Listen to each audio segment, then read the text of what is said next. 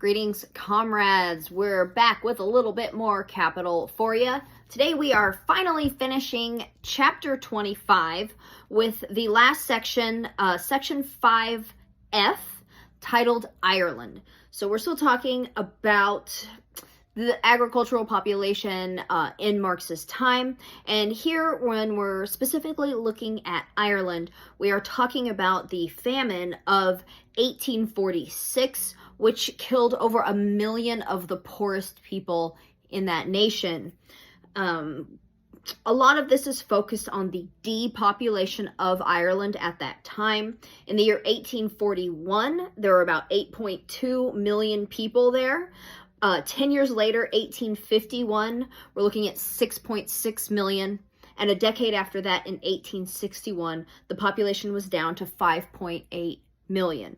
So yes, 1 million people did die as a result of that British-induced famine. But a lot of people also left the country. So many people became expats, a lot of them moving to the U.S. At that time, that's when there was this influx of Irish workers, and it's also when the anti-Irish racism really blew up in the U.S.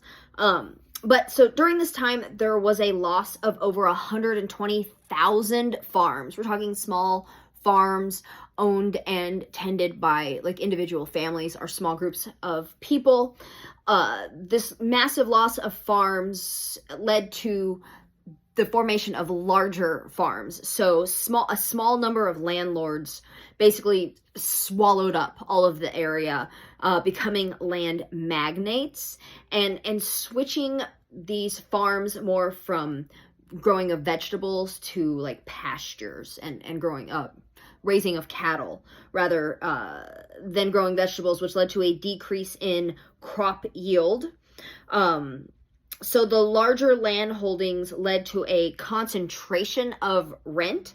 So even though there were less people, these landlords were making more money because they were charging higher rents because they had less tenants and they were able to take over more property. A phrasing that Marx used here was misery springs from absolute surplus population, and then equilibrium was reestablished by depopulation. And again, depopulation was because of mass deaths as well as a mass exodus of the country at that time. So yeah, that is chapter 25. Cheers, y'all.